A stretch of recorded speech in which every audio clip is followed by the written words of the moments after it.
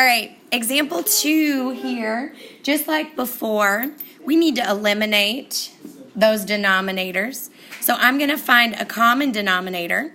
The least common denominator of 3 and 5 is 15. So I'm going to go through and I'm going to multiply both sides of this equation by 15 to clear out that denominator.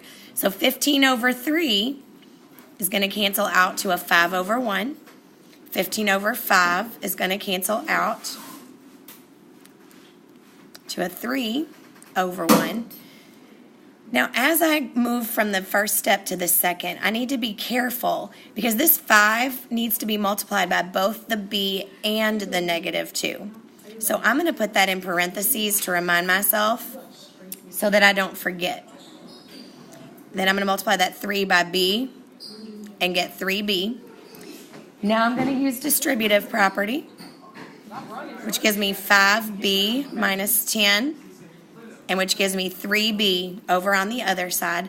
Now, it would be tempting to get rid of this negative 3b, and I could technically do that if I wanted to. But then I would be left with a number and a variable on one side of the equation, and I'd be left with nothing over on the other side of the equation. And while I could do that, it means I'd have to do an extra step to move some stuff back around to the other side. So I'm going to work over here on this side, and I'm going to get rid of the 5b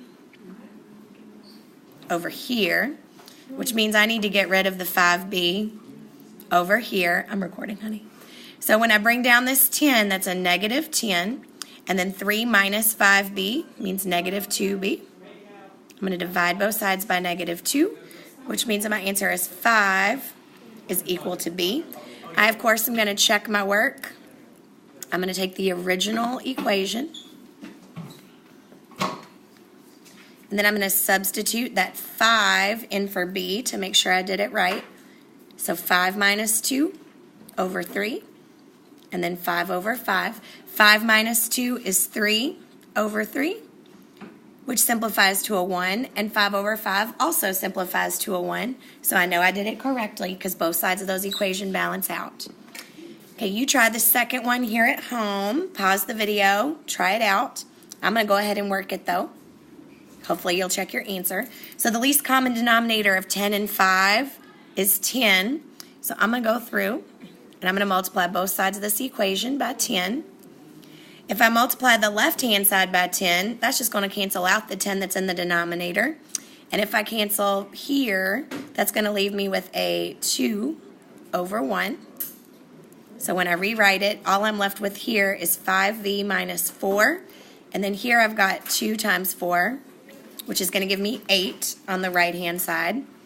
I'm going to add 4 to both sides of my equation, which leaves me with a 5v is equal to 12. Divide both sides by 5.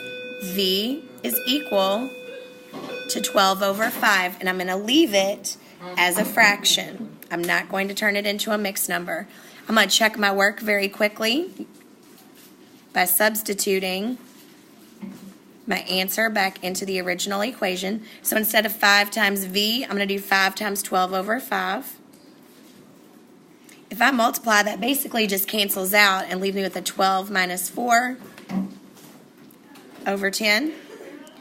12 minus 4 is 8 over 10, which happens to simplify to 4 over 5, which is on the opposite side of my original equation. So once again, I know I did it correctly.